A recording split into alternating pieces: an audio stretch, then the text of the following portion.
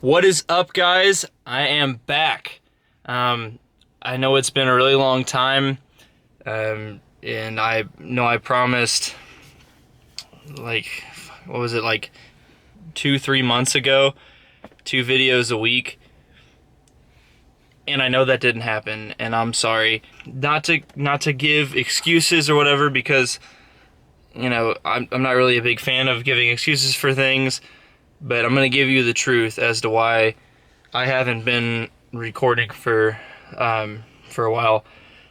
So basically, I know a lot of you probably don't know this, but I was a college student, and I did graduate this May. And I was a full-time student, taking 16 credit hours, mostly throughout college, and I was also working almost full-time at a job at the same time to try to help pay for myself to get through college. And I bought this car in March, maybe what it was, something around there, March, April, right towards the end of when I was graduating. So I had to focus on graduating and, you know, getting all my grades figured out and everything, and all these graduation requirements and working. And I just really ran out of time and money for the 240, which really sucked. Because I love recording for you guys, and I know it sounds weird, but I love editing videos. But honestly, when you pretty much have 2 full-time jobs, because being a college student was like a full-time job on top of another full-time job, you really, when you have an hour to yourself, you don't really feel like recording or working on a car. You feel like sleeping. But I did graduate, so that's awesome. And now I'm going to try to get this YouTube thing going again and show you guys this build, because I'm really, really excited about this 240 build. I hope you guys are excited about this 240 build. And I'm finally just working now in making money so that I can buy parts to make this cool, because I really, really want to drift this car, and I can't wait to get it ready. I have been tinkering with this car already a little bit, and I didn't show you because I've been doing boring stuff. I'll show you what I did, but it's been little boring stuff that wouldn't be fun for you guys to watch. Today, I'm going to be removing the emission stuff that we don't need. So 240s in the earlier Model S13s came with a bunch of emission stuff that caused more problems than they did good, and they ended up taking them out in the later Model S13s, and the S14s, they didn't have them at all. So I'm going to go through and clean up the engine bay a little bit and remove some of those things. I removed some of the bigger things, like the charcoal canister and whatnot, things that you don't really need to see. But I'm going to be showing you today how to remove the EGR and some other things. And actually, this right here are these fancy taper plugs. So you have 2 different like holes that you need to fill when you're doing EGRs, or when you're doing emissions delete stuff. I called the local Nissan dealership, and they had 2 in stock, and I was like, oh great, you know, like how much for them? And they were like, oh, they're $36 a piece. So I said, that, and I ordered these. And I bought these from FR Motorsport, or FR Sport online, and it was like $23 after tax and shipping for both of these. So let's hope these fit. I'm gonna go to O'Reilly's now and get some thread locker so these don't go anywhere when we put them in the car. And let's go do that now. All right.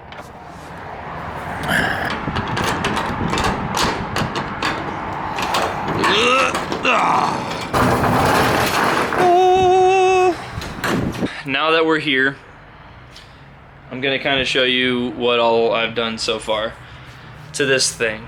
So we'll kind of walk around it, I guess, and I'll just show you. First things first, plugs and plug wires, those were done. This was taken off and cleaned, and all these hoses and stuff, made sure those didn't leak.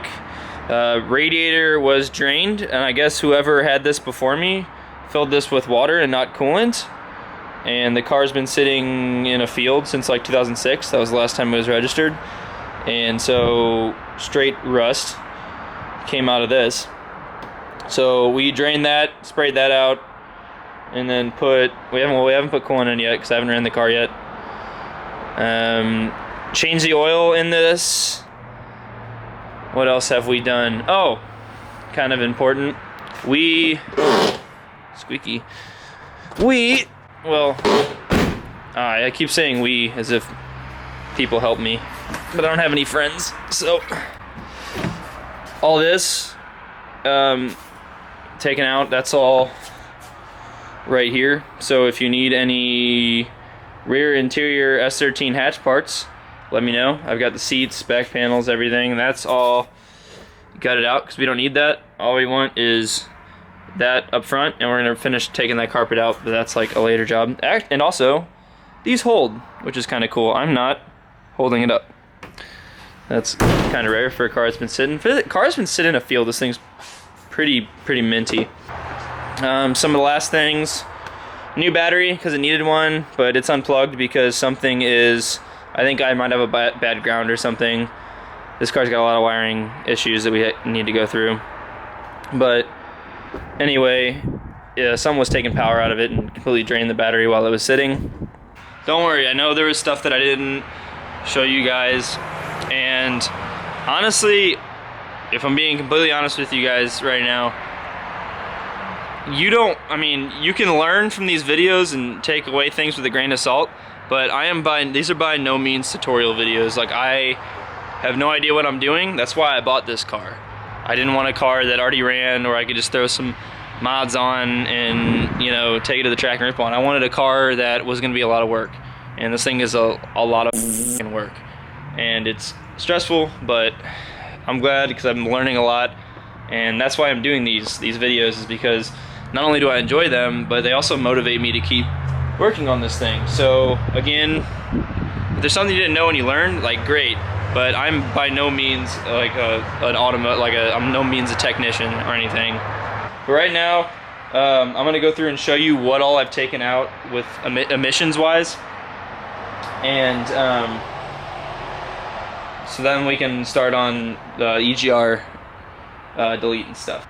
So this is all the emission stuff that we took out. This is the charcoal canister. We took that out. Don't need that.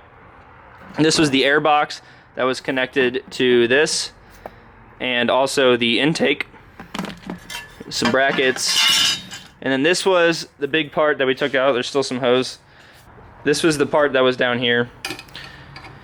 This pretty much just what this does is this recirculates exhaust gases, and I mean, we really don't need it, and so that's why I bought those taper plugs. And so right there you can see the downpipe from the exhaust manifold, and this hose goes directly into that. So supposedly what I was reading online was, thank you, Chopper. What did you say? You can take this hose off and then put a taper plug there. So we're gonna do that, make it look all nice and pretty, and then get all this stuff out of here. Clear that space up, and then over here, behind this guy, we have the EGR. And so the EGR attaches to the intake manifold right here. And so I've got this cool squid plate. So that's a piece right there, and the squid plate mounts in place of it, so it's got like a little gasket. We'll put some RTV on it, and then this mounts takes off the hole, or this covers the hole there, so there's no vacuum leak. Because obviously if you take these off and leave holes, your car will run like crap, or won't run at all because vacuum leak. I guess let's get started, because we've been recording for forever, and this video is going to probably last all day. Oh, this is going to be a pain in the ass.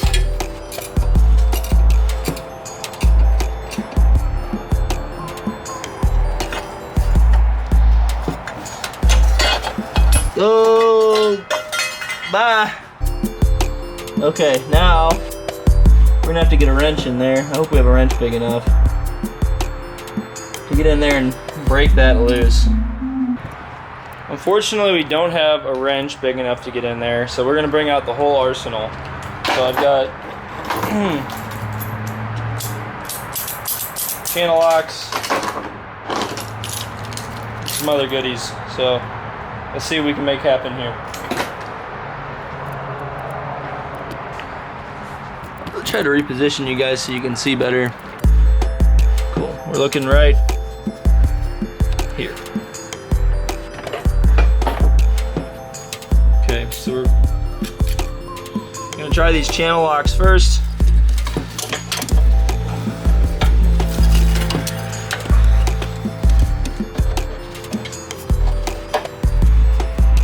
And we got the O2 sensor in our way.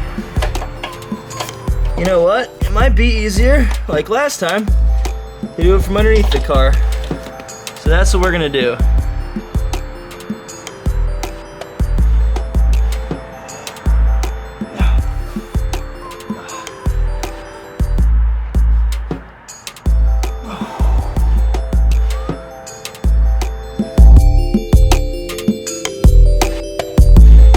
Okay, so now that I'm absolutely disgusting and covered in spiders,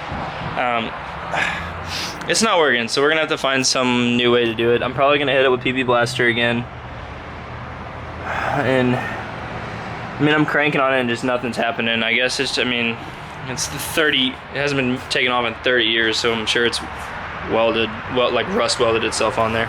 So I'm gonna turn the video off for this portion because you don't need to see me like grunting and trying to pull it off. And then once I get it off, if I do get it off, we can go from there and see if that plug fits. I really hope that I don't go through all this work to get that one bolt off and then the taper plug doesn't fit in there. That would, that'd be bad. Okay, I'll see you in a little bit. Alright guys, so went to the store, bought this wrench from O'Reilly's, paid $12 for it. It keeps adjusting itself when I go to unscrew it, which is stripping off the nuts on these. And I don't have power here, so I can't like get out a saw and cut it, nor would I want to because I want a chance to use these plugs.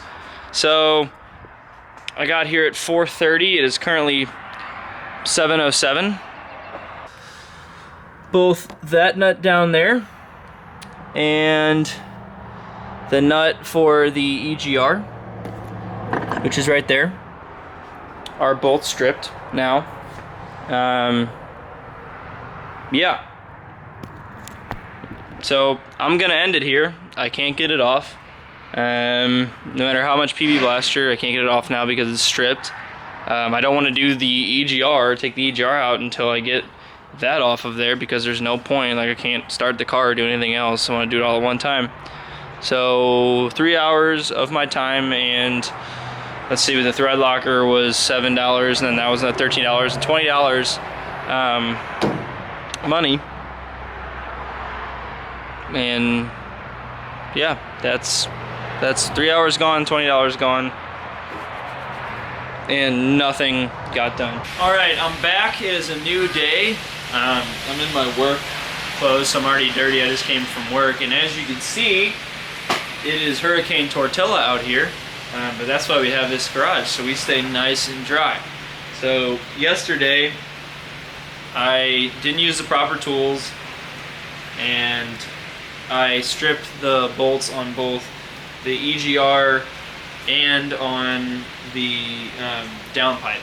So couldn't get those off. That pissed me off. I didn't get the right tool, and I couldn't get it off with anything, but I figured it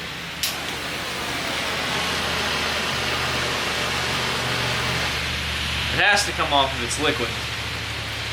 So I went to actually like 2 different places. I went to Harbor Freight. They don't have blowtorches like these at Harbor Freight. I looked. So I ended up going to Home Depot and picking this up. This was 20 bucks. I feel like on this thing, I'm gonna use it a lot. So it was a worthy purchase. I made sure though, since I am in a storage unit, working on this with flammable objects, that we are in a metal area and there is a fire extinguisher around the corner. So if you do this, obviously make sure that you have a way to put it out. With something like oil that's flammable, you don't want to throw water on it because that can make it worse. Make sure there's a fire extinguisher. You have a fire extinguisher around, or you're in a safe place at least. Alright, I don't know if you could see it, but it's right behind here is what we're going to be heating up.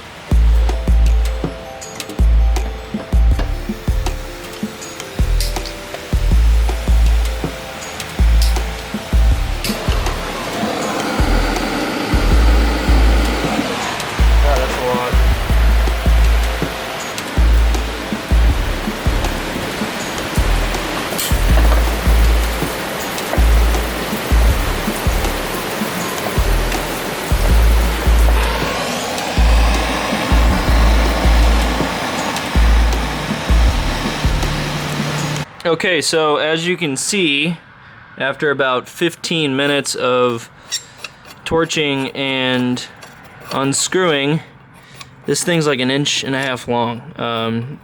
Finally came out. As you can see, it's not pretty. It's really chewed up, but we got it out. So before we do anything, we're gonna go over and take out the EGR and put the block off plate in. But before we do anything, I want to see if these, that's all wet now, cool, because of the rain. I want to see if these taper plugs that I ordered actually fit. All right, cool. Yeah, that threads in. Beautiful. All right, so the first thing I'm gonna do to get to the EGR, this is the EGR valve. Right here. This is what we want to take out.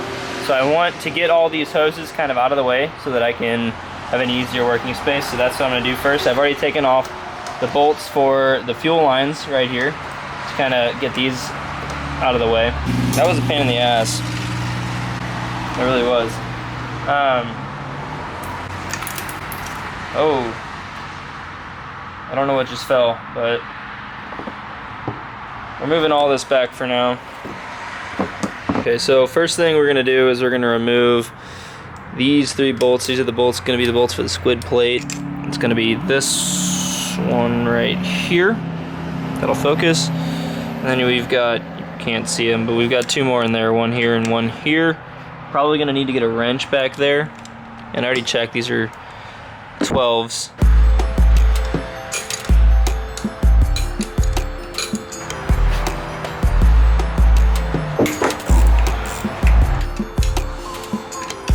Oh well, those were not on very tight at all.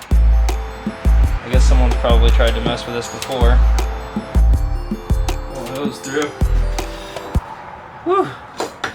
Yeah, okay. I've got caps, so whatever that was to, we're gonna find it and cap it off. This is what we're gonna be using. This is Permatex gasket maker, or RTB gasket maker, whatever you want to call it. Everybody's got a different name for it, I've come to realize. And we are going to be, I don't think I'm going to be using this gasket.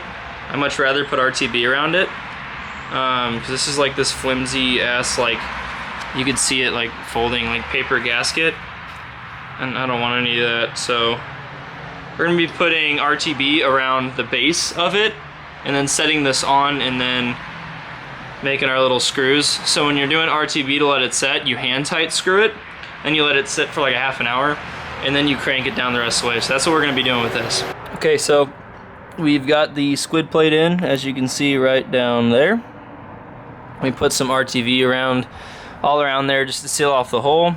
Not too much RTB, just enough to seal it off so that we don't get any vacuum leaks. And we're gonna let that sit for like half an hour before we finish cranking those bolts all the way down. Okay, so today we got the EGR all undone. It took a while, got that new taper plug in. Unfortunately, we couldn't get the, unfortunately I couldn't get the other plug out today. I guess just cranking on underneath the car is really awkward. So I loosened it a tiny bit. I'm gonna come back probably off camera and do that. And also, I forgot to mention, when you're doing all this emission stuff, not only is there more back behind the block that I'm not gonna get because I'm just gonna cap all that. I already capped all that stuff off. I don't want to deal with it right now. But once you take the charcoal filter off, or the charcoal canister off, your gas tank has no way of circulating exhaust fumes, or gas fumes I mean. And so what you're supposed to do is you're supposed to run a hose from the top of the gas out the back with a little filter so that could filter all those fumes out of there, because if not, your gas tank could blow up. So I'm gonna do that off camera too. So I'm gonna do that, and I'm gonna get going today. So thanks for sticking with this long video and watching. I appreciate it. I know there was a lot, but I also had a lot to do to catch up with you guys so that I can keep going to the next video. And next video we'll also have a board here that has all of our stuff that we're gonna do. So straight on after this, I've got coilovers on the way. That's exciting. I need to do catback, I need to do racing seats, I need to get all the vacuum lines in here situated. I need to do a lot of wiring stuff. That'll probably be a series of videos. You know, cage, arrow, you know, like a bunch of stuff. So I've got a bunch of content coming at you. Stick with me. And I know what I said yesterday about, you know, how it's a pain in the ass and everything. It is a pain in the ass running a project car, but the littlest thing can make you so happy. Like, I got that EGR all done today after doing something that I didn't think that I could do on my own, and I did, and I just feel so accomplished now. So there's also a beauty in it, and I thank you guys, because you guys give me the motivation to do this, because even if I get 60 views on my videos, like, that's like cool. Like, I want you guys to see what I'm doing. Like, see that people are actually interested in doing this, so that makes me happy. And so, you know, if you want to do something, just do it. You know, do what you love. But anyway, that's it for me today, and I guess I'll see you next week. Peace.